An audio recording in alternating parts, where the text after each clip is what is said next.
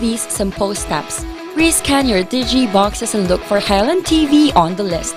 Make sure to reposition your antennas for those watching through digital smart TVs. Catch us beyond the screen through our social media platforms on the Regional News Group Luzon Facebook page and RNG Luzon YouTube channel. So hit that notification bell for more updates.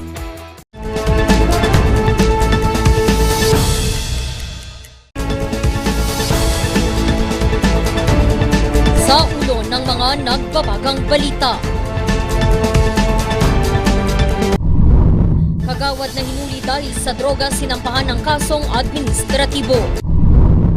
Aumento sa sahod ng mga guro hiniling. Hindang halaman takaw aksidente sa Dagupan City.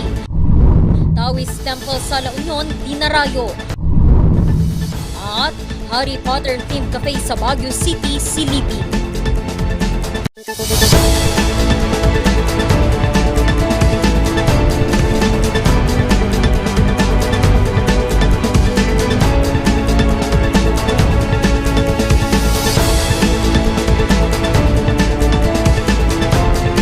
Mula sa Highland TV News Center Baguio, ito ang Luzon Headlines. Naimbaga malam maamyanan na Luzon. Narito na ang mga bago at may init na mga balita. Sinampahan ng kasong administratibo sa Ombudsman ang barangay kagawad na protektor umano ng droga sa barangay Irisan, Baguio City. Magbabalita Charles Limon. Walang kagatol-gatol na nanumpa kanina si Regional Director Cesar Gil Castro sa Prosecutor's Office ng Baguio City Justice Hall.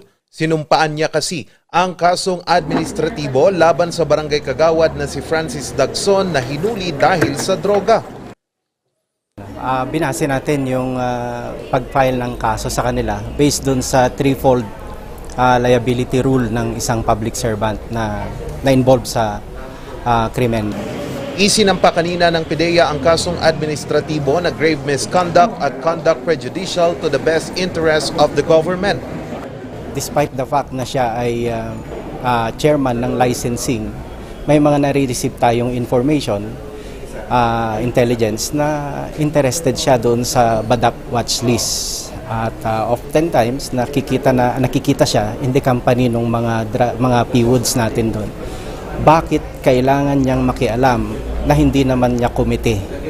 Ito yung alingas-ngas doon sa barangay na ginawa namin at sa mahabang panahon nga, Charles, lumalabas na lahat ng mga impormasyon naging actionable intelligence ito para sa amin.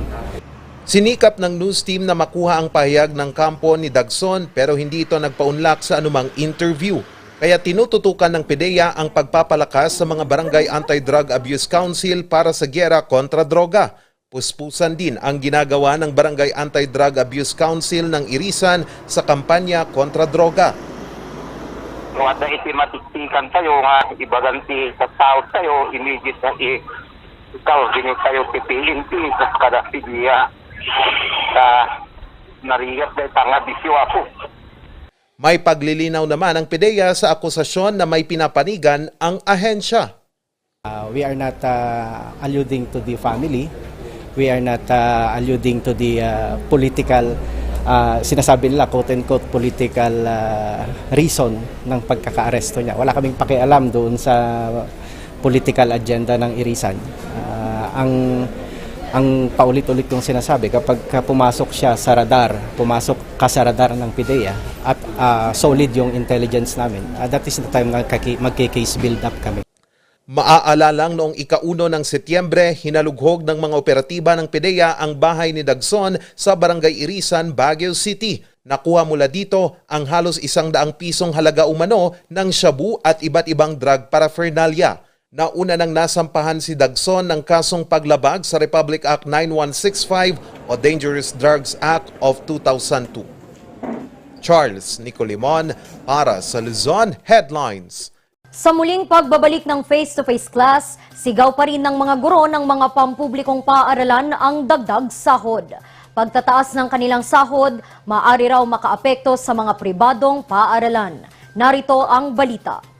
So we have 5 characteristics that we have mentioned. What's the first one? We have... It should be... 11 taon nang nagtuturo si Teacher Arlon. 7 taon dito, nabugol sa pagtuturo sa pampublikong paaralan. Bagamat nanibago sa naging sistema ng edukasyon nang pumutok ang pandemya, masaya siya na naibalik muli ang face-to-face class. So we can easily see feedbacks from our learners. We can easily assess whether they are learning something. Para mas mahikayat ang kanyang mga estudyante na makinig at matuto, madalas, bibili siya ng iba't ibang materyales na kanyang ginagamit sa pagtuturo.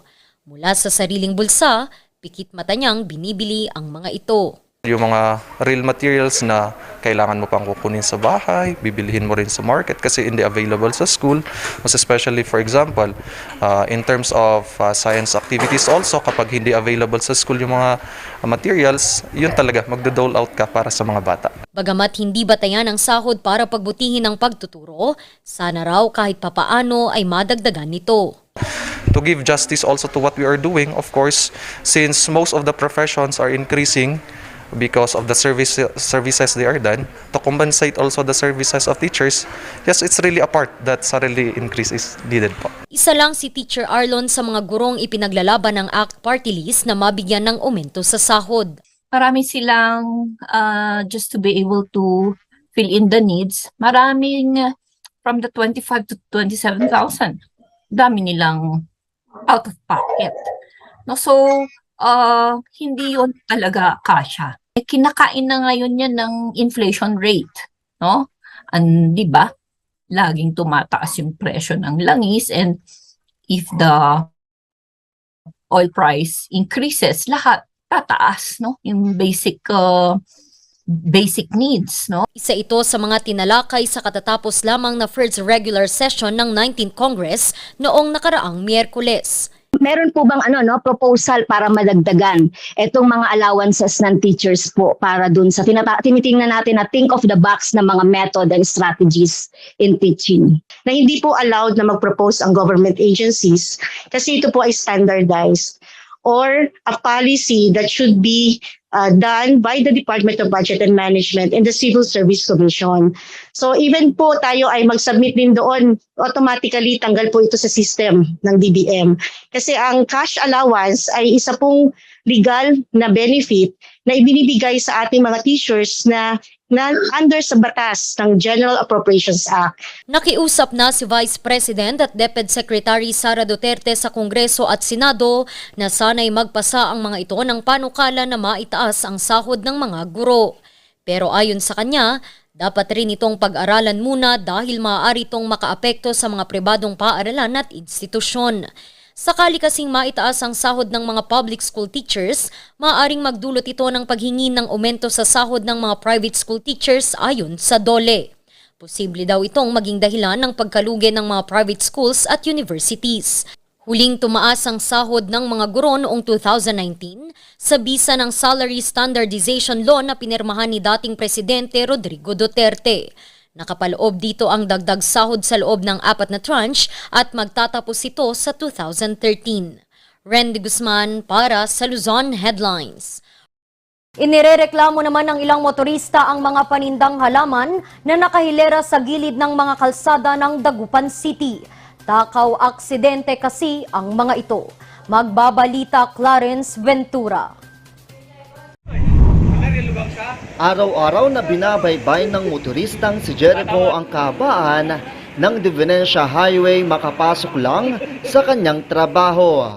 Pero doble ingat siya ngayon dahil sa pagsikip ng daanan dahil ang mga tindang halaman na nasa gilid ng kalsada. May nakikita kong medyo masikip masyado sa daan. Medyo distraction din yung halaman. Ito din ang inireklamo ngayon sa Task Force Anti-Littering Magsaysay. Takaw aksidente kasi ang mga ito. So, ang ginawa po namin, pinuntan po namin yung mga may-ari ng halaman.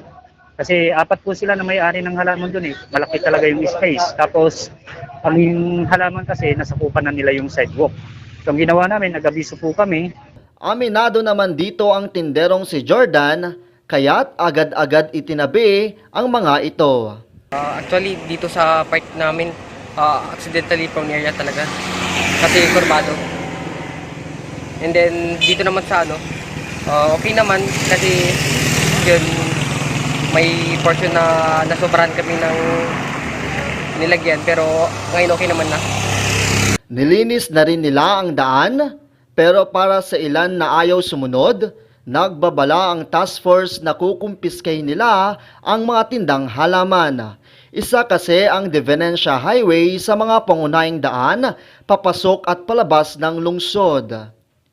Pinag-aaralan sa ngayon ang pagpataw ng multa sakaling hindi madala ang mga ito sa simpleng pagkukumpiska. Clarence Ventura para sa Luzon Headlines. Hinahangaan ngayon ang 2 guro mula Moncada, Tarlac dahil sa kanilang kawang gawa para sa kanilang mga estudyante. Nagbigay ito ng saya at pag-asa sa mga magulang. Atin silang kilalanin sa kwento ni Anne Menzo. Napansin ng gurong si Melanie ang mga buhok ng kanyang mga estudyante sa Kapawayan Elementary School noong unang araw ng pasukan. First day of school pa lang po nila, tinignan ko na yung mga buhok nila. Tapos sinabihan ko sila na kailangan natin maging pogi, malinis sa pagpasok sa school para nga sa proper hygiene nila. And almost 3 weeks na, tuwing pumapasok sila, hindi pa rin sila nakapagpagupit. So, kaya ang kanilang silid-aralan, itinuring niyang barbershop sa loob ng isang araw. Nag-invite po ako ng barbero para po magupit sa kanila at nagpaalam po ako as protocol. Nagpaalam po ako sa kanilang mga magulang na papagupitan ko yung kanilang mga anak. Kaya ang kanyang 15 mga estudyanteng lalaki nabigyan ng panibagong gupit. Tuwang-tuwa po yung apo ko, ma'am. Pinagupitan kami ng ma'am namin. Sabi niya, hindi mabuti. Sabi ko naman, kasi hindi ko sila maasikaso. Kaya laking pasasalamat ito ng mga magulang. Kasi po, busy po kami dito sa bahay, tapos may mga kapatid pa po siya. Hindi ko na po napagupitan. Kaya malaking tulong po talaga na nag-conduct ng libreng gupit si Malaman po yung mga anak namin. Kaya malaking pasalamat po namin sa kanya na. Kwento ng kanilang school principal, likas daw talagang maarugang guro si Melanie. Passion niya din na talagang ginagawa yun, not just for the sake of being, alam mo na, yung pabikas na sinasabi or yung pakitang tao, pero talagang makikita mo yung sincerity niya in doing that. Maihahalin tulad si Teacher Melanie sa isa pang guro sa Tarlac na si Teacher JC.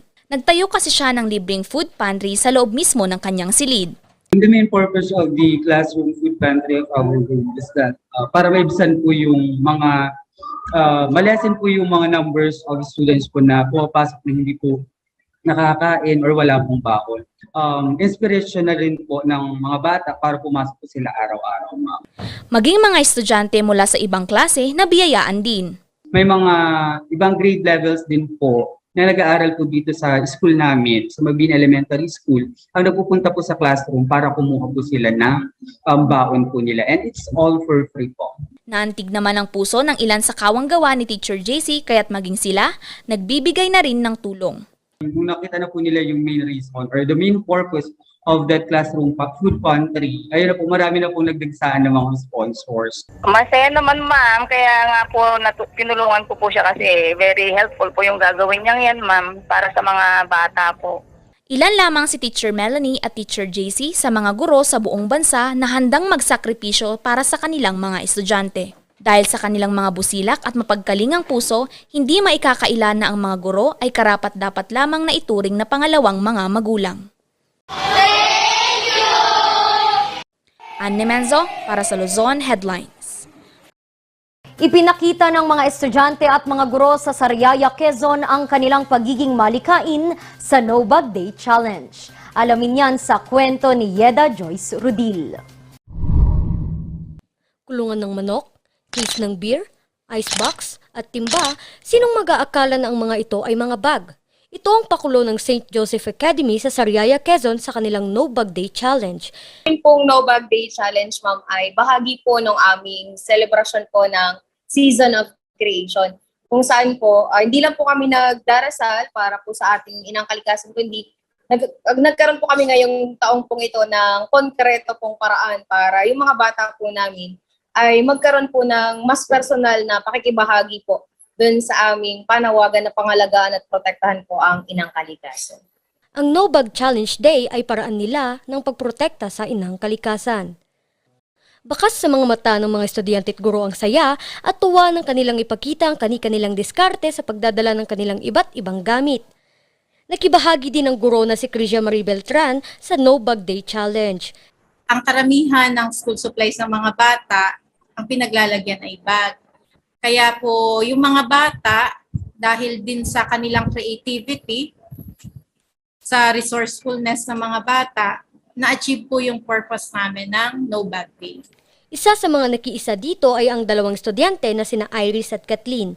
Tuwa po kami kasi marami pa pong gumagawa po ng challenge and gusto rin po namin na sana yung iba din pong activities ay gawin din nila katulad po na ginagawa po namin siya to maximize the space or the use of garbage bin or trash bins. Hindi rin nagpahuli ang gurong si John sa No Bag Day Challenge. Aniya, dapat daw ay pangatawanan nila ang pagiging role model sa mga estudyante. Nakiko-operating kami kasi as the role model, kung gagawin nga ng bata, siyempre kami rin ng mga teachers ay gagawin din namin. And talagang na-overwhelm din nga kami dun sa nangyari na talaga. Nagulat kami na nag-trend yung ginawa namin activity na which in fact naman talaga na primary purpose. Ginugunita kada taon ng paaralan ang Season of Creation, pero ngayon lang naisipan ng paaralan na gawin ito. Ito pong Season of Creation ay ginagawa po namin annually.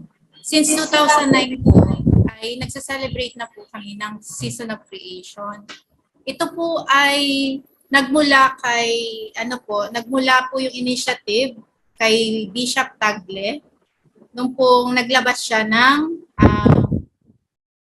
what's happening to our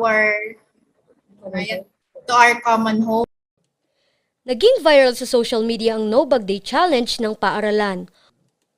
Umaasa naman ang pamunuan ng paaralan na maipaalala sa lahat ang laging pag-aalaga sa kalikasan sa pagsusulong ng 5 R's na reuse, reduce, recycle, repair at repurpose. Yeda Joyce Rodil para sa Luzon Headlines. Susunod, siklista mula Mountain Province wagi sa National Downhill Competition. Yan at iba pang mga balita. Abangan!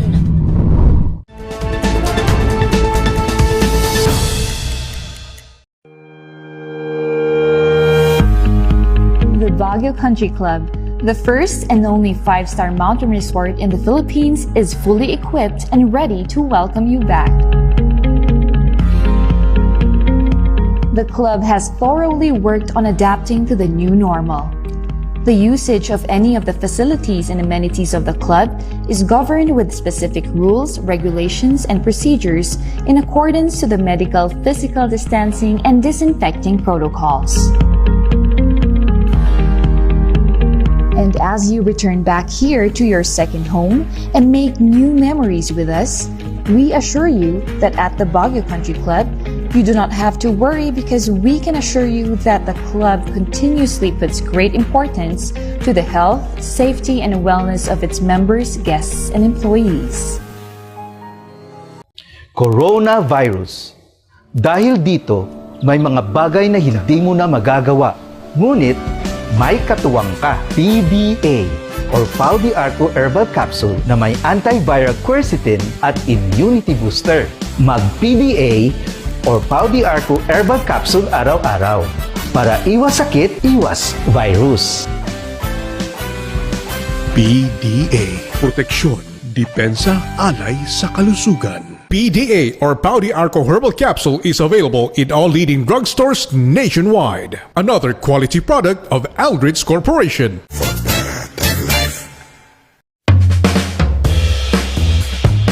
Yes! Ayos to! Ayos to! Pa, ang lakas naman ang tawa mo. Sino ba namang hindi matutuwa dito sa online shopping service at cash on delivery ng TG Home Builders? Pwede din mag-online reservation for pickup. Pa, ano yung sinasabi mo? Ma, mapapakabitan na natin ng tiles ang bahay natin. Pa, baka naman pwede mong isabay yung bubong ng bahay natin. Para sa quality construction materials, mag-TG Home Builders. Main warehouse and showroom at number 75 Ferguson Road, Gisad, Baguio City. Bucaucan Branch at number 73 Bucaucan Road, Baguio City. Marcos Branch at KM3 Marcos Highway, Baguio City. Sales Office Branch at number 221 Atab Marcos Highway, Baguio City. La Trinidad Branch at KM6 Batag, La Trinidad. And Urdaneta Branch at MacArthur Highway, Urdaneta City. TG Home Builders. We turn houses into homes. Ang maagang konsultasyon ay mahalaga sa pagpuksa ng sakit na dengue. Ngunit, ang tanong ng sambayanan, sapat nga ba ito? Masigasig, maliksi, protektado at mapagmatyag, yan ang dapat mong taglayin. Hanapin ang pinagpupugaran at wasakin ito. Hello? Nahanap ko na po yung nungga. Kailangan ko na po kayo. Sige po, Master. Suportahan ng fogging at spraying. Katapusan mo na, mosquito man. Bulok, maliliit at hindi ba malusog ang inyong mga halaman? Omega Green ang kasagutan. Ihalo lang ang 2 kutsara nito sa isang maliit na container at kaunting tubig. Pagkatapos ay ihalo sa knapsack sprayer at pwede na itong spray sa mga pananim. Meron itong nitrogen, phosphorus, magnesium, copper at zinc na tumutulong sa pagpapaganda at pagpapabilis ng tubo, pagpapanatili ng nutrisyon, mas malagong mga dahon at panlaban sa mga sakit ng mga halaman. Hindi rin ito nakasasama sa kapaligiran. Pwede rin ito sa kahit anong klase ng halaman, mapa-highland crops o lowland crops. Omega Green by Encom Agri-Marketing, the ultimate friend of farmers.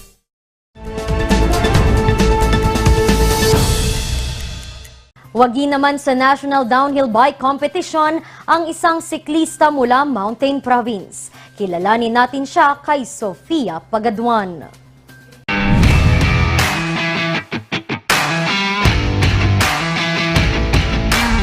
17 taong gulang pa lamang ang siklistang si Kastner.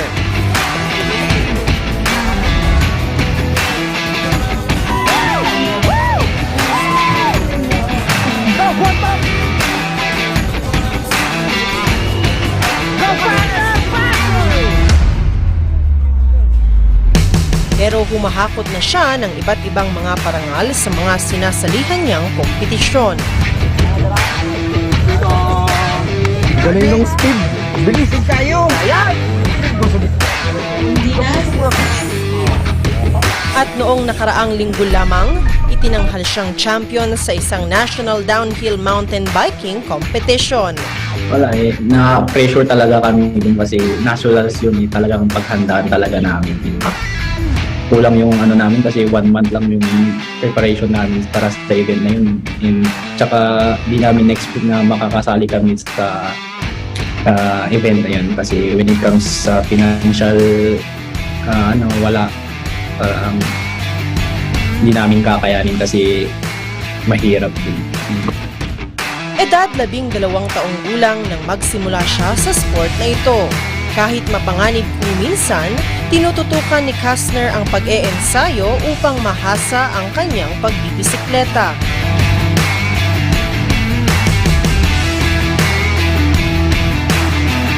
Pag nasasakyan mo yung bike race, sobrang sayap talaga kasi nawawala yung mga lahat ng pagod.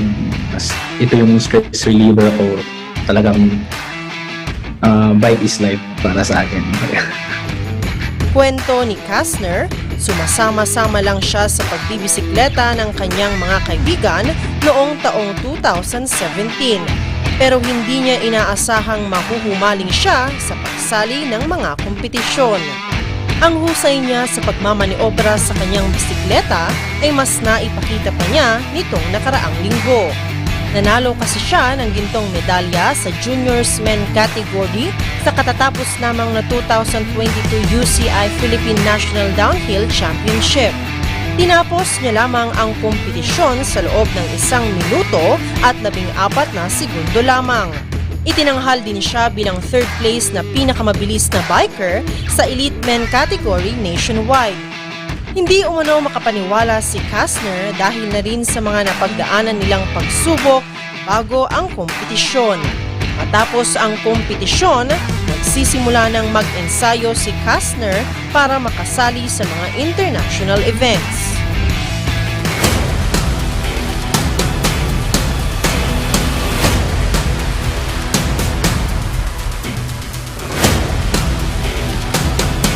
Yes, I want to improve my skills pa talaga kasi gusto ko talagang mas maging magaling para i-represent tong country natin.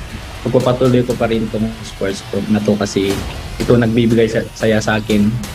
Hinto na lang po ako pag di ko na talaga kaya.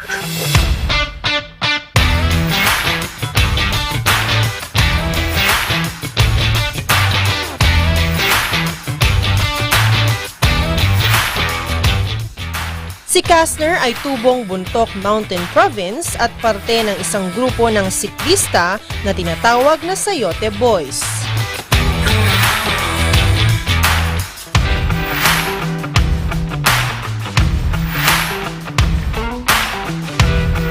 Sofia Pagaduan para sa Luzon Headlines.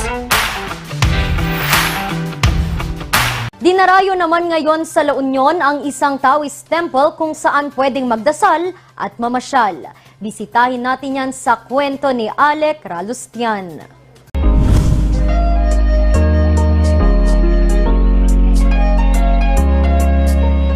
Kapayapaan at katahimikan. Iyan ang mararamdaman sa templong ito. Parte ang templong ito sa mahaba at makulay na kasaysayan ng probinsya ng La Union. Ito ang kauna-unahang Taoism temple na ginawa sa buong bansa. Ang Macho Temple ay naipatayo 40 taon na ang nakararaan. Dahil sa mataas na lokasyon nito, tanaw dito ang kabuuang lungsod ng San Fernando at West Philippine Sea. Bukod pa rito, nakabibighani rin ang iba't ibang mga stone carvings, pagodas, mga arko, at dome.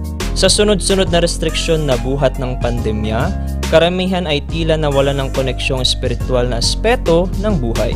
Kaya para kay Jairus at Jasmine na mula Palipa City, Batangas, ang pagpunta nila rito ay isang magandang karanasan sa kanila. Sa Pilipinas, hindi naman to masyado na papagtuunan pansin. So, super interested lang sa amin as a tourist. Ako naman, first time ko sa Macho Temple. So, yun. Kaya, siguro, di ko pa nasa site ng sobra, pero ikot pa lang. Pero, upon looking internet, okay siya, sobra. So, hindi lang siya sa picture. Actually yan, okay naman siya. Talagang super okay. Puntahan. Mas napaigting din umano ang kanilang interes sa Chinese culture. Interesting sa akin yung mga ganitong kind of formation. Yes, very aesthetic. Ang magkasintahan naman na si Alan at Mary Ann nabighani umano sa ganda ng templo mula sa mga larawang nakita nila online. Ako, actually, na-curious kasi ako. Nagtitingin ako ng mga magandang spots na puntahan dito sa San Fernando. Nung nagtingin ako sa Google, bale, ito yung unang lumabas. So, na-curious ako since hindi siya parang hindi siya pang Pilipinas. Kumbaga, ang ibang bansa siya. Ang ganda ng lugar, marami siyang spot na pwedeng picturean. Siyempre, mahilig kami mag-picture-picture. Yun yung parang experience ko dito na maganda siya. Pero mas tumatak sa kanila ang kapayapaang naramdaman nila nang sila'y pumasok sa templo. Tsaka tahimik dito. Tahimik. Yun yung mapapansin mo talaga. Tahimik yung lugar. Peaceful siya eh. Ang pinaka nagustuhan ko po rito yung number 1 po yung tanawin po. Parang China. Sa China. Parang siya. Gold na agimat. Sobrang suwabe. So, lalo yung mga matataas na to.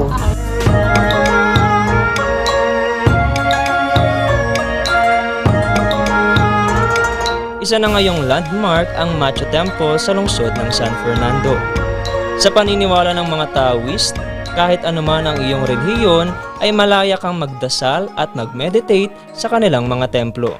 Paggalang at pagrespeto, iyan lamang ang kanilang hiling kahit magkakaiba man ang paniniwala.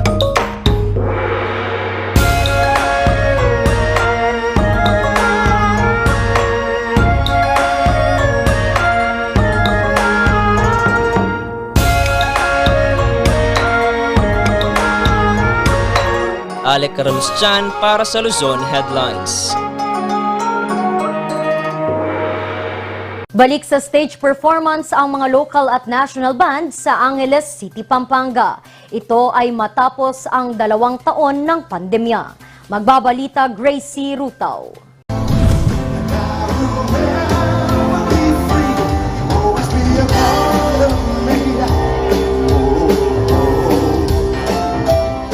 Lumalakas at sumisigla na ang local music industry matapos ang higit 2 taong pagkalugmok dahil sa pandemya. Sa muling pagbubukas ng mga kainan at nightlife sa Angeles City, Pampanga, hataw na rin ang live performance ng mga local and national bands. Ngayon, slowly bumabalik na ang mga tao, nag-e-enjoy na sila ulit lumabas ng lalo na ang mga bata, nasasama na nila. Nakakapag-banding na sila ulit. We always follow the safety protocols, lalo na hindi pa tapos ang COVID, medyo nagsistrict pa din naman kami. Kaya ang naging advantage namin dito, al fresco kami, so hindi siya ganun ka-prone sa COVID dahil hindi siya closed area. Nitong weekend, nagbabalik entablado ang bandang Neo Colors na sumikat noong dekada 80. Sila ang nagpasikat sa mga kantang Kasalanan Ko Ba?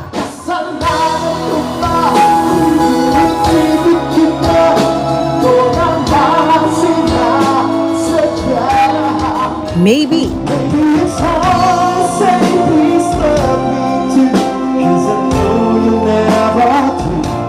Hold on.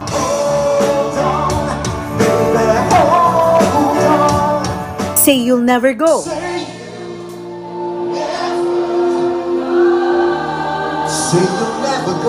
Tuloy pa rin.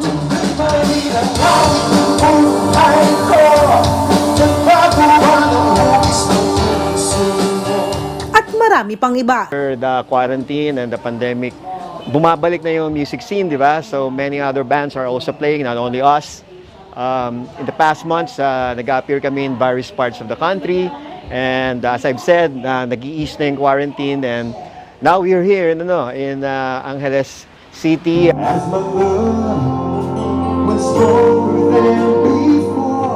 Lubos ang pagpapasalamat ng banda dahil tinatangkilik maging ng mga kabataan ngayon ang mga awitin nila noon.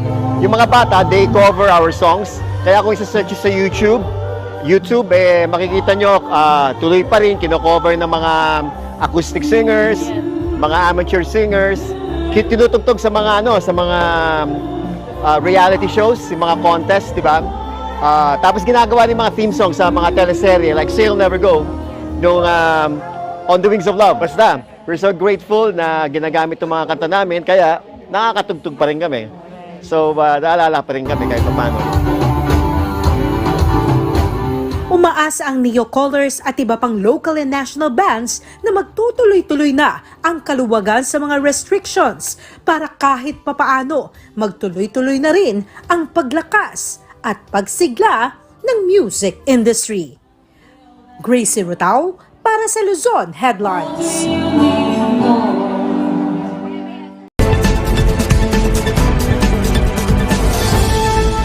Pag ikaw ay umuupa sa isang apartment, sa bahay, sa room, at na-decide ng may-ari ng bahay or ng apartment na ibenta yung property, ano ang iyong karapatan?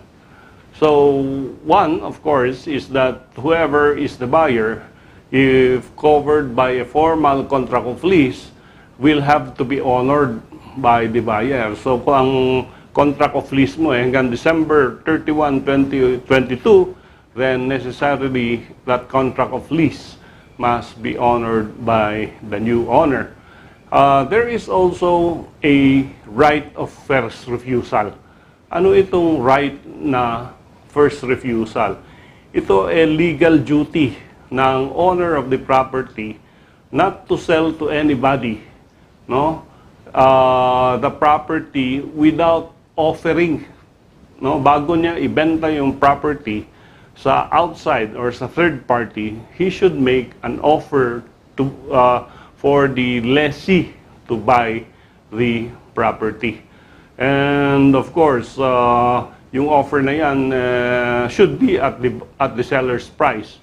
And if he makes an offer and the lessee accepts the offer, then that is an exercise of the right of first refusal. Meaning, the lessee will now purchase the property at siya na magiging owner of the leased property after na i-offer yung property dun sa lessee and the lessee cannot afford or the lessee refuses to buy yung property, then the owner can now offer the property to third persons or persons not covered by the contract of lease. Ito yung desisyon ng Tanay Recreation Center and Development Corporation versus Fausto Pacunayan.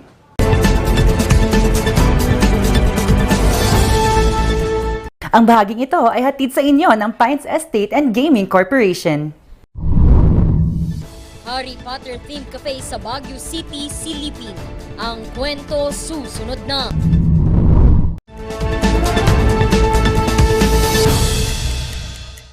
Ang maagang konsultasyon ay mahalaga sa pagpuksa ng sakit na dengue.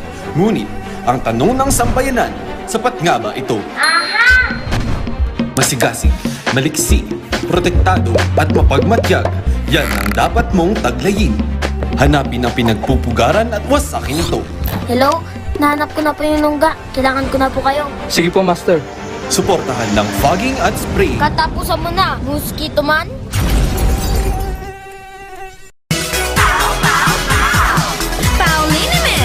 Masakit ba ang likod, ang kasu-kasuan? Namimitig o masakit ang iyong kalamnan? May rayuma, arthritis o nahihilo? May stiff neck, flatulence o masakit ang ulo? Sa Pauliniment, ginhaway, garantisado. Pauliniment, isang pahid ka lang. Dahil walang out sa Pau! Sa milk tea ng batang 90s, dapat atin lang i-try. Ang batang 90s milk tea, di ka magsisisi, promise. Sa milk tea ng batang 90s. Mazar Music offers a complete line of musical instruments.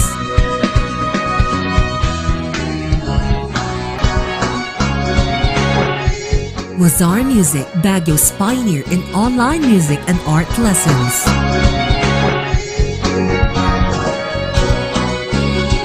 Mazar Music, bringing music closer to your hearts.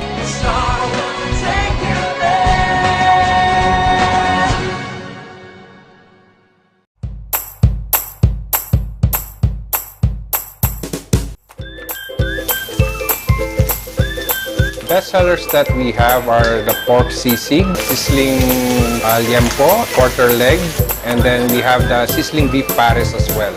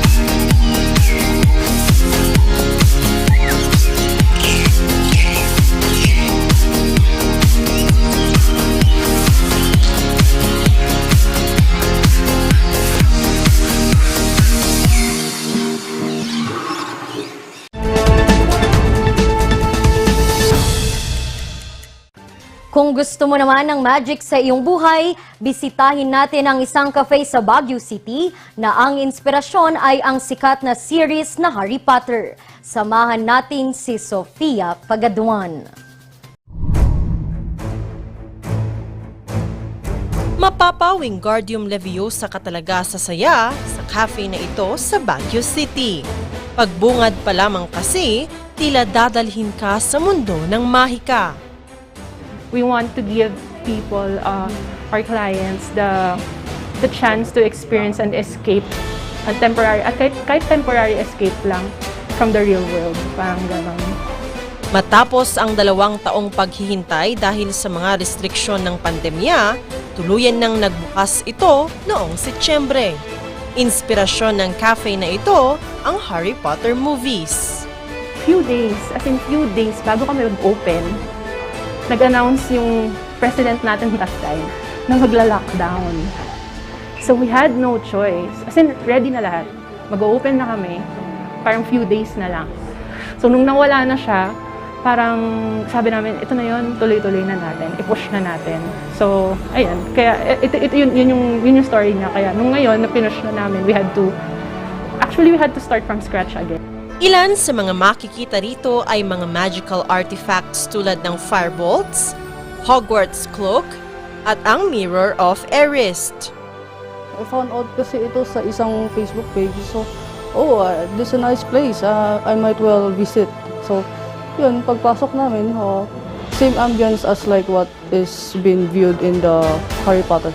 Well, I would like to recommend them na try to visit this cafe na maaaring magbigay din ng, it would give the same vibes as well as in Harry Potter movies.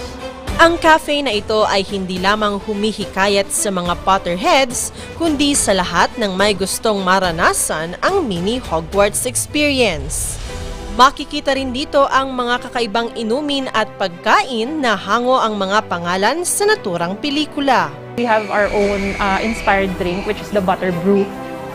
Yeah, which is the butter brew. So it's like a carbonated drink that tastes buttery, buttery and creamy. So we have that special foam on top. So it mimics a beer, but it's not alcoholic. Mayroon din silang iba't ibang klase ng burger tulad ng Phoenix at Wild Hog Sliders, Herbology Salad, Molly's Lasagna at mga iced coffee na pinangalan ng Lily, Looney, Helga at Merlin. Kaya naman hindi lamang mata ang mamamangha sa cafe na ito. Sabi nga ng isang karakter sa pelikula na si Ronald Weasley, when in doubt, go to the library. Pero para sa cafe na ito, when you're hungry and looking for magic, go to this cafe. Sofia Pagaduan para sa Luzon Headlines. At yan ang mga balitang nakalap ng Luzon Headlines ngayong araw. Muli, maraming salamat at magandang gabi sa ating lahat. Happy weekend!